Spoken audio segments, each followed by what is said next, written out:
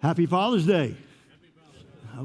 I wish I could say if you forgot it's important, but it's really not. So Father's Day is wedged right between Arbor Day and Groundhog Day. So that's kind of the world rankings of the holidays, but we're glad that you're here. I know for some, as Jonathan asked me to share this morning, the idea of a Father's Day message or sermon or panel can be a little bit painful. And we always recognize that every time we do we have a special holiday, because we recognize that there are people who are here this morning that for you, this Father's Day is harboring all kinds of painful memory, grief, things that are troubling you today. Some that your father passed away this year, others that you had a husband or a father who walked away, and there's all kinds of other things that for Father's Day for you, you're like, it's really not a joyful occasion. So just know that as myself and these guys, as we've been preparing and praying, we just want you to know we've had you on our hearts. We've been thinking about you and been praying for you. We know that this could be a difficult day for you. Just know that our hearts are with you.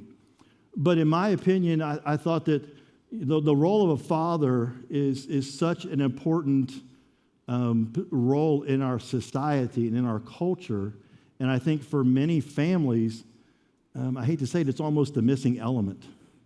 This idea of having a godly father, a godly role model, a godly leader in your home. And so we want to take just a few moments and just discuss a little bit about what does a godly father look like? What are some characteristics of a godly father?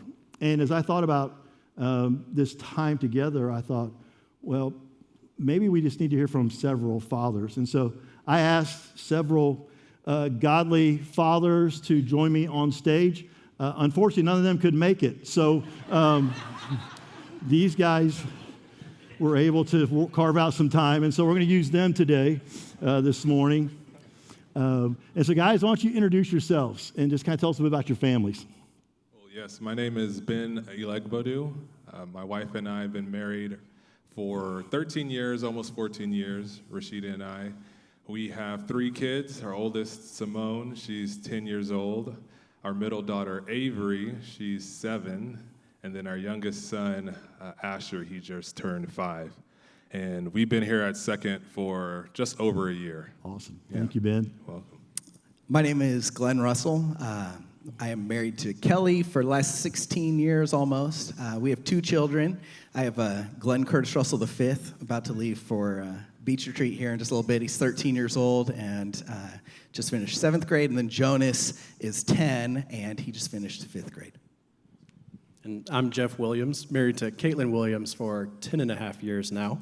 And we have a recently turned 9-year-old, Ella Kate, and today my son turned 7, James Victor. That's awesome. And James is going to get baptized during That's right. 11 o'clock service. That's right. Best day It's going to be a great day for the Williams today.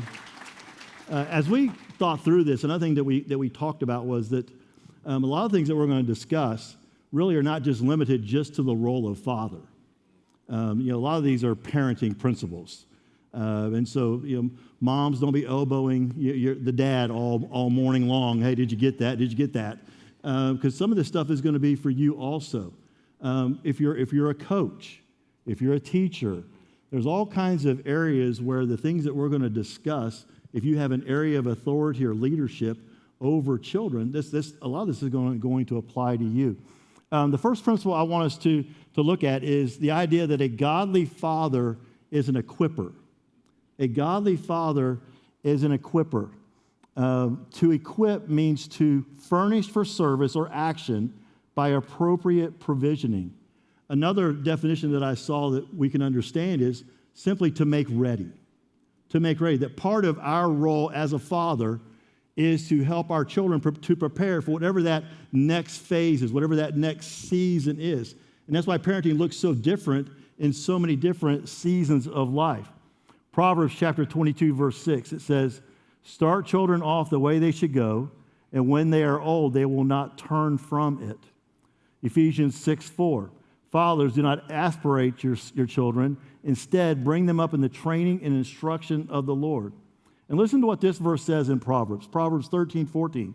"The teaching of the wise is a fountain of life turning a person from the snares of death. This idea that we teach our children so that they can grow and become everything that God wants them to be. It's not the church's job, it's not the school's job, it's the family's job, it's the parents' job, but the father takes a primary role in making sure that that happens. And it says there in that verse that if we don't teach our children, if we don't lead them well in this area, that we're actually being a part of them down the road experiencing all kinds of grief and even possibly death. That's how seriously the Lord takes that. Let me ask you guys this. What is something that you learned from your dad that you are trying to teach your kids? Glenn, let's start with you. Yeah, one of the things that my dad was really big on was letting me learn from my own mistakes, and I've made plenty of them. And it's something I really want to pass to my kids. I think when you talk about equipping, making ready, I know that my tendency, the thing I want to do as a parent is I want to set really strict guardrails around my kids' lives. I want to say, like, you do not do this, you do this. But if I make all the decisions for my kids, then they will not be equipped to make those decisions when I'm not around. And so one of the things I learned from my dad is I need to give them a little bit of room to make some mistakes and to experience some successes, and then I can celebrate that and teach in those moments. That's good.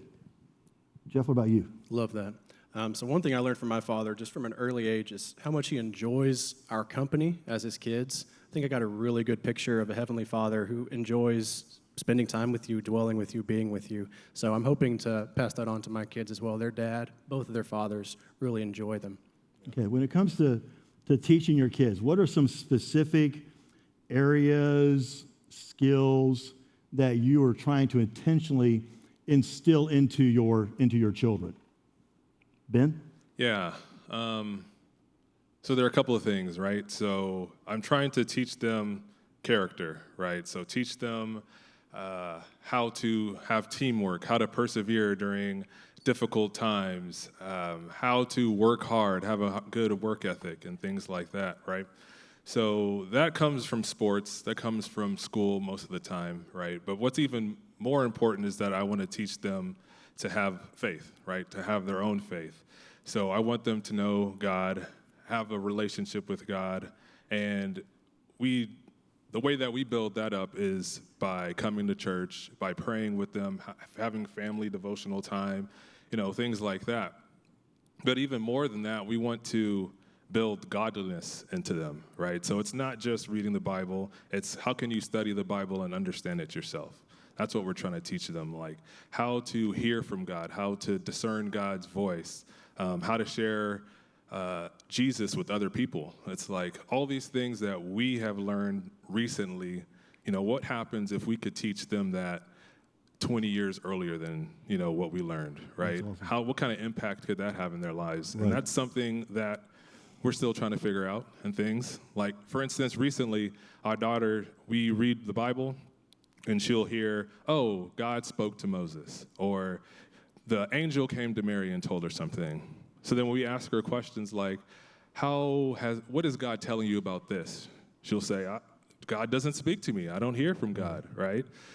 Which, makes sense as a 7-year-old. But we used to just say, oh, it's the Bible times, they spoke to them. But then she kept asking and asking and asking and asking. We realized, okay, we have to actually answer this question. So we had to take time intentionally to start telling her how we discern his voice. We pray based on this situation, we try to understand, and then after what's happened, how do we feel? God spoke to us. So it's like this intentionality, what could be 2 minutes ends up being a 30-minute conversation. It's like, most of the time I don't want to do that. I'd rather watch TV, but that kind of time is important. Are your kids like my kids? My kids were very spiritual right before bed. Yeah. Like when it was time to go to sleep, suddenly they were asking all these deep questions of faith. Exactly. And, Mommy, how do I know God loves me before I go to sleep? Kids can tend to do that. Glenn, what about you? Well, I love what you just said, Ben. I think that what it sounds like to me is that you're really pushing towards ownership. Yeah. You want your kids to own it, and you want them to start to take steps towards that at a young age. And I think that when I think of the principles that I really want my kids to take. We live in a world which is very selfish, very self-centered. We have our sinful nature tells us to make things all about ourselves, and so you start to hear things like, "My brother did this to me," or "Everything is unfair." Or I say this all the time when my kids are acting a little wild. "You're driving me crazy," and we just always make things about ourselves, but it's not about like ownership. It's all about blaming somebody else and thinking about how you're a victim. And so one of the principles I really am trying to teach my kids is how do we get away from you're always a victim and start to think about reflecting about what can I do? How can I take a step forward and make sure that I am thinking about myself but not being selfish? Yeah.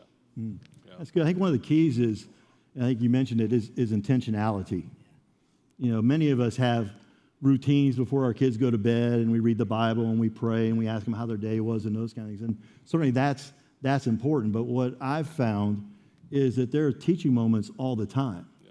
There's always things that happen that are chances for us to look at our kids and explain some kind of biblical principle or some kind of teaching about Christ. When our kids were little, anytime we heard a siren, if we were driving and there was a siren, there was a show called Rescue 911, and my girls would go, "Uh-oh, Rescue 911." I'm like, "Well, what should we do?" And they said, "We should pray," and we would pray in the car. They would pray for whoever was hurt, whoever was in trouble, because we wanted them to know that prayer is important, that we wanted them to pray when things weren't going well.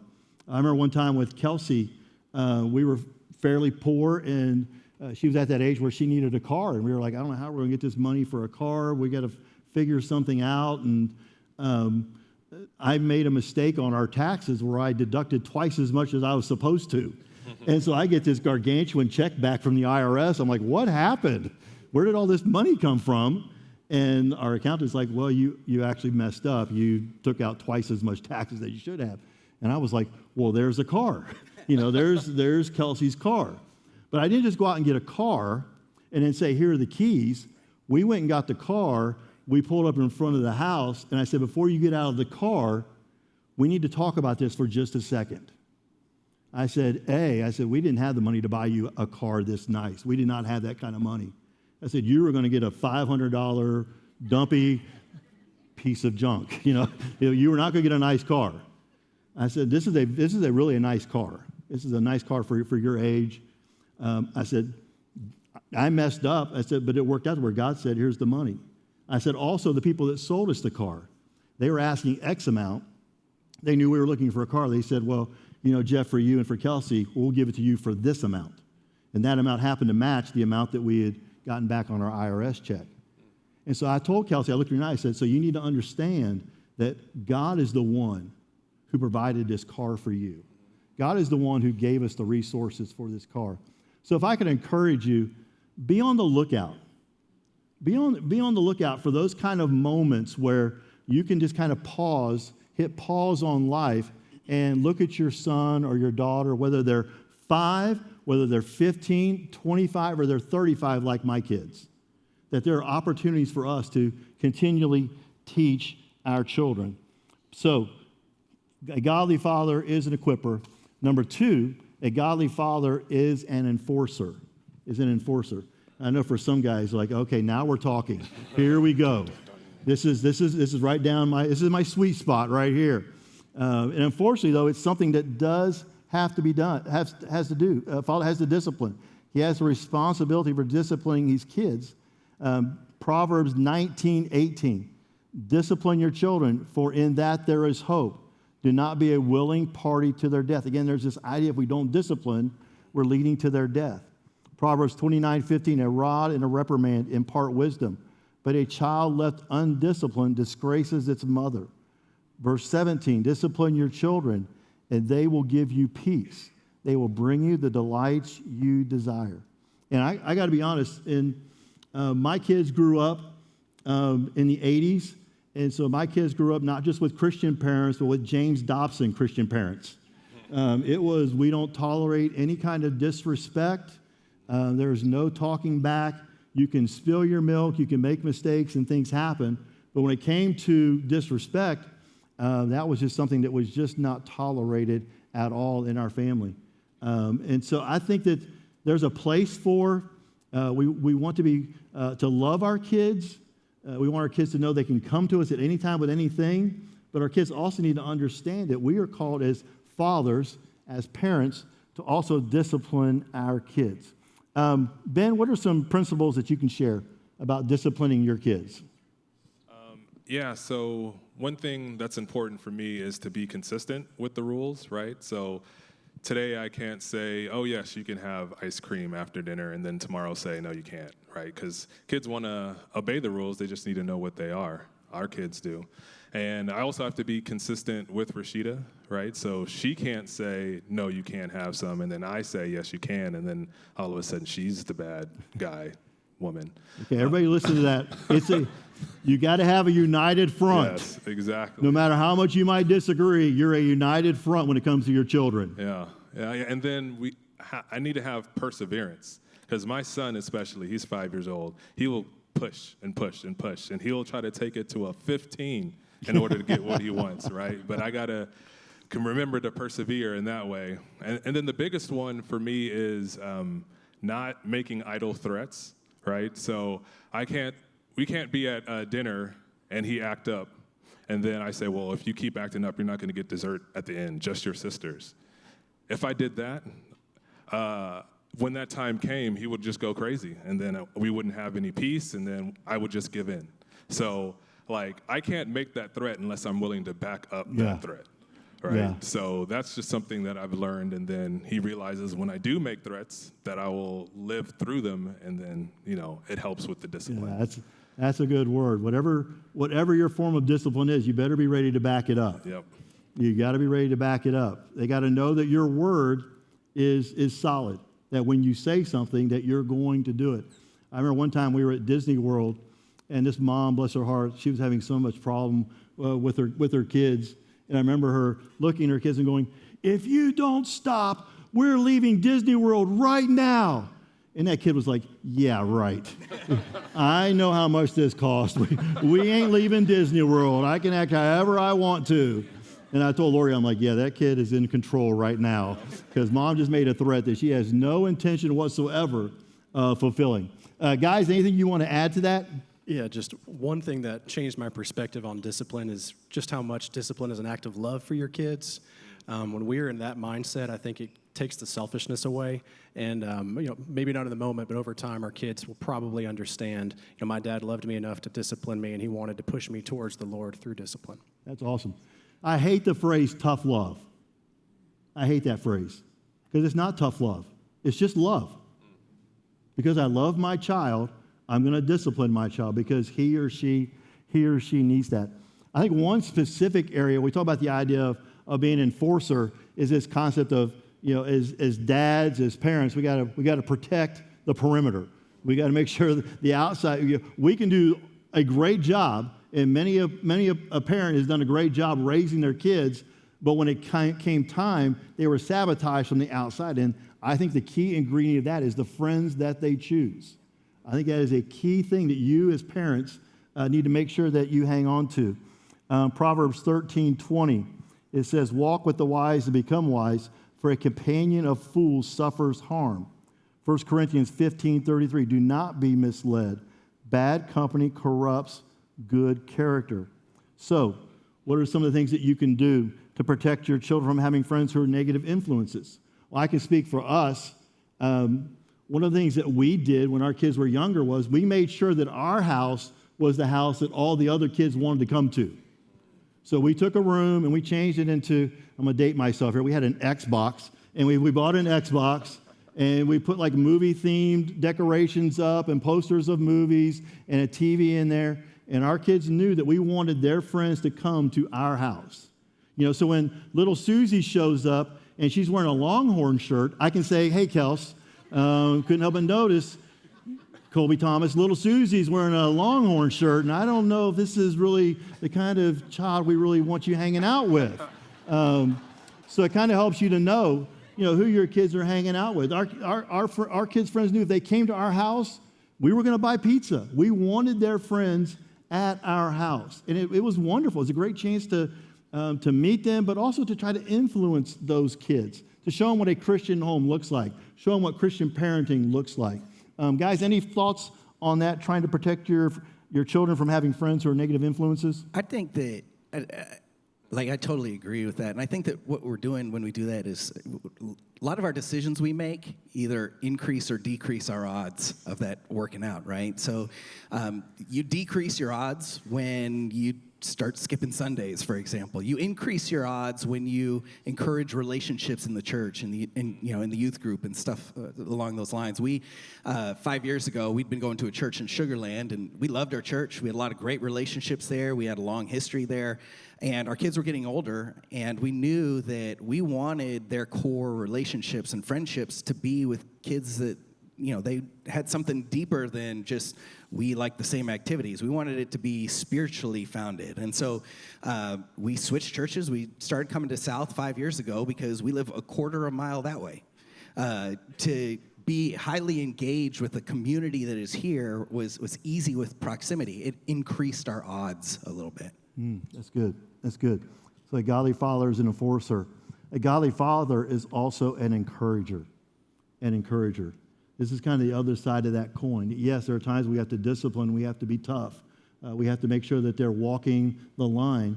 But at the same time, we've got to make sure that when they're doing well, when they're successful, when they're honoring God, that we encourage them. Proverbs 18:21 says, "The tongue has the power of life and death, and those who love it will eat its fruits." Proverbs 12:18, "The words of the reckless pierce like swords, but the tongue of the wise brings healing." Colossians 3:21, "Fathers, do not embitter your children, or they will become discouraged." How was the way that you guys were raised affected how you try to encourage your kids? Is there any kind of correlation between how you were raised and how you now encourage your kids? Jeff? Absolutely. So one thing I just copied from my own parents was praying encouragement into my kids.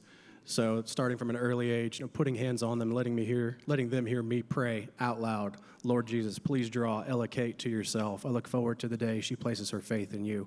I want her to hear that coming from her dad. That's awesome. That's awesome. Ben, what about you? So what I've come to realize is that there's like 3 types of encouragement I can give my kids. The easiest one is when they do something great. So yesterday, my daughter swim team, she got first place. So yes, good job, encouragement. The other one is like something difficult's happening and I want her to persevere. So yes, I know practice was hard, you got hurt, keep going, you can do it. The one that's hardest for me is to encourage them when they're doing something good. Like it's easy for me to, when they're doing something bad, to talk to them about it, but when they did something good, I want to encourage them to keep doing that good thing. So her siblings were cheering her on when she was swimming, and I was just like, that's great. Continue to cheer on your sister. So it's hard to remember to actually do that, to encourage them to keep doing good things. Glenn, what about you? When I think about this idea of encouragement, I think that sometimes there's a difference between the things we say and the way we actually make our kids feel about themselves. I work with teachers a lot of times, and one of the things that I'll ask them is I'll say, think about your favorite teacher that you had growing up. Do you remember specific things that they taught you? And about half of people can say, yeah, they taught me this, they taught me that. Then I ask a follow-up question is, do you remember how they made you feel? And everybody can remember that. With their favorite teacher, they know how that person made them feel about themselves. They felt honored, they felt respected, they felt trusted, they felt heard. As parents, we have that same thing. We're gonna tell our kids a lot of stuff. We're gonna give them a lot of advice. We're gonna give them a lot of direction and instruction. But what can be much more meaningful sometimes is how do we make our kids feel about themselves? And that encouragement is a key piece there. And that kind of speaks to more of a legacy parenting. When your kids are older and they look back and they say, my dad made me feel like this, or my parents made me feel like this. That's all great, guys. Last one. A godly father is an example. A godly father is an example. Proverbs 20, verse 7, the righteous lead blameless lives. Blessed are their children after them. 1 Corinthians 11:1, follow my example as I follow the example of Christ. I think for all of us who are Christ followers, one of the things that we need to always keep reminding ourselves is that there's always people that are watching us. They're always watching us. And for our kids especially, they're going to grow up watching us. If you don't believe kids watch what you do, just watch this video.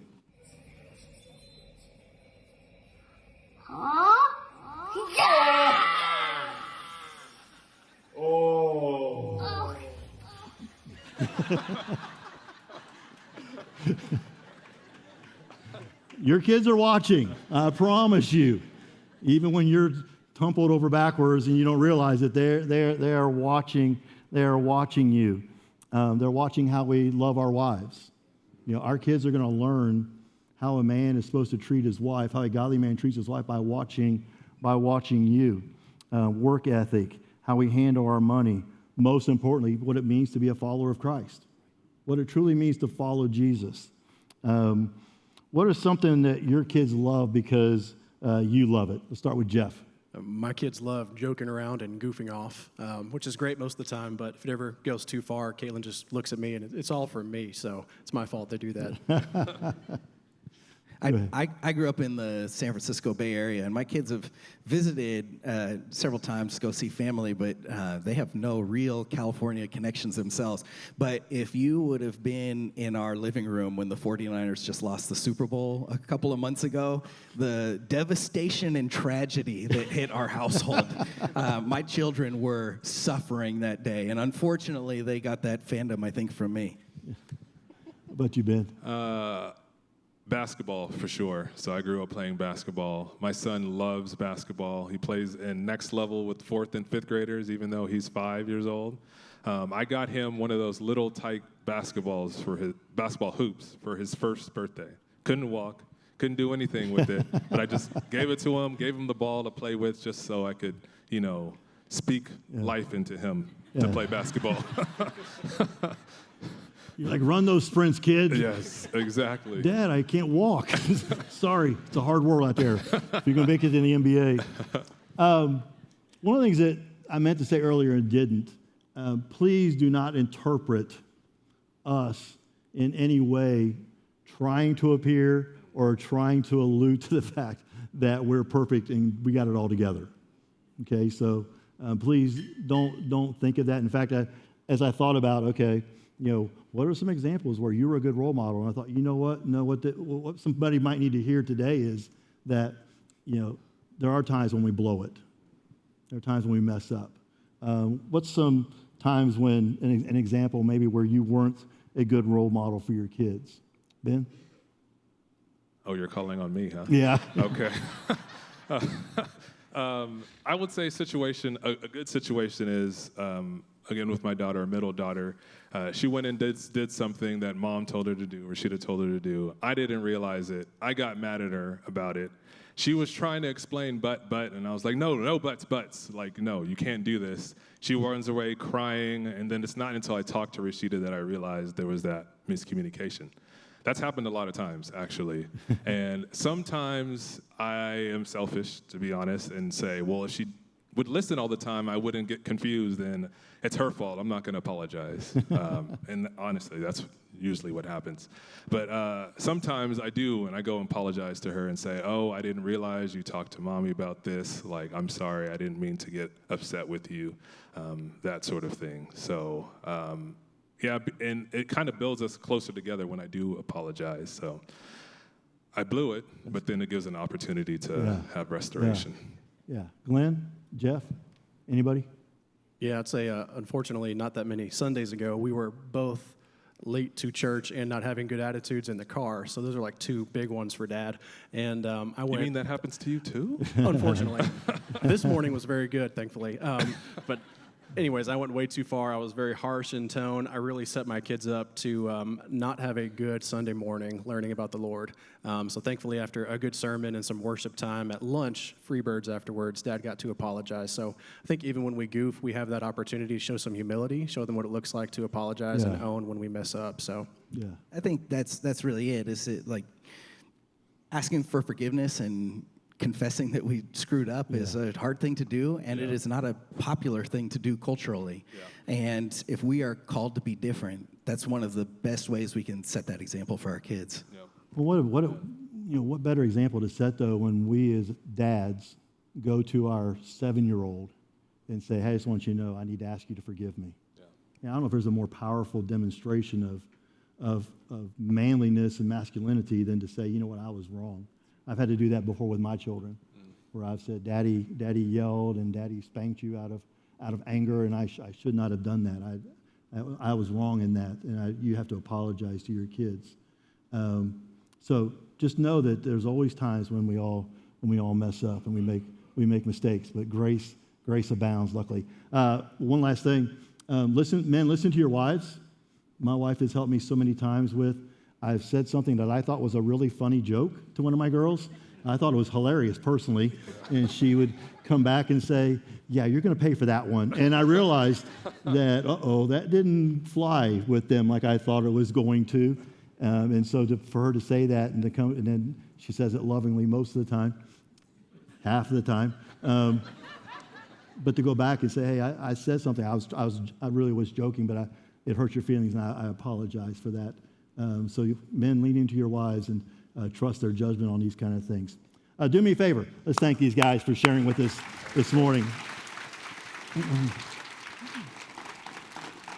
In the book, 7 Habits of Effective People, Stephen Covey talks about these 7 principles. And principle number 2 is begin with the end in mind.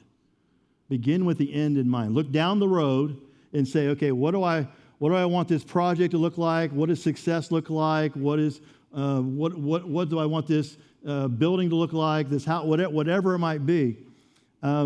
As parents, you and I have got to begin with the end in mind. We're building something for the future. You're building something that's going to last down the road. So when you're parenting and you're a dad and sometimes it just seems so overwhelming, just know that you're building something for down the road because time goes by so fast. It is amazing. And you have a brief 18 to 22-year-old window before your kid goes off to college or your kid joins the workforce. And I can promise you, you're going to wish that you had begun all this with the end in mind, because when that moment comes, you're going to hope and pray that you've done everything you can. I remember our first daughter going to college, and she went to a little Christian school called Mary Hardin Baylor in Belton, Texas, and we went up on Friday, and they had all the activities, and we went to Target and got all the stuff for her room, and we decorated her room, and went out to dinner, and then we fixed up the room the next day. And it was about Saturday at about 2 o'clock, I think it was, when suddenly it was like time stopped. And everything was done. And I remember us being in that room. I remember saying, well, I guess it's time to go.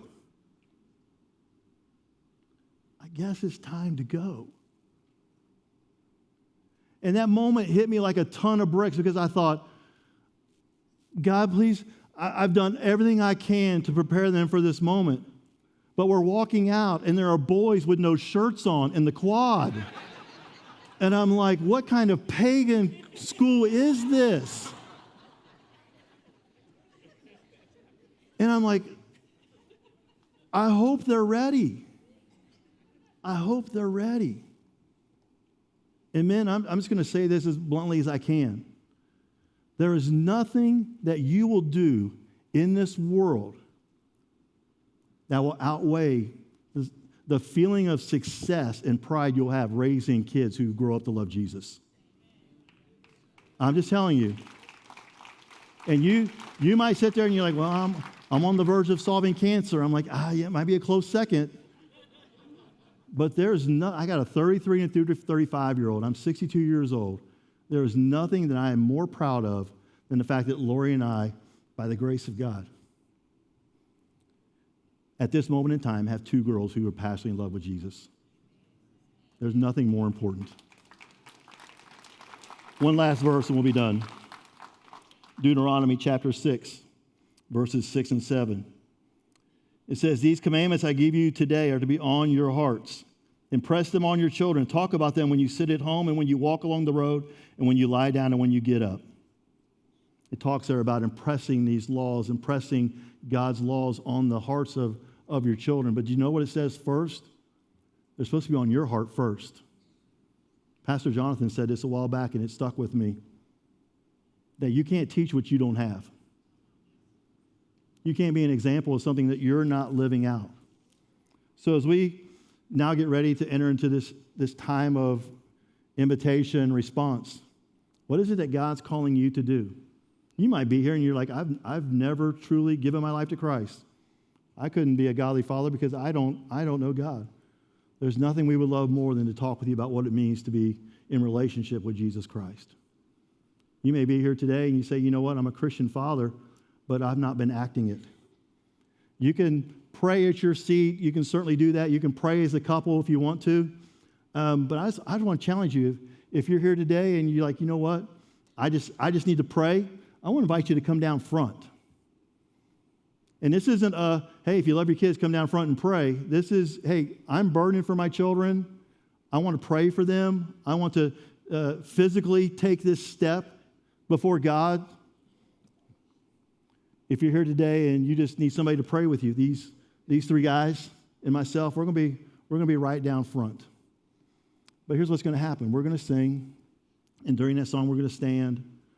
And if you feel God leading you to do something, whatever it might be, what is it that God's calling you to today? I want to encourage you to respond.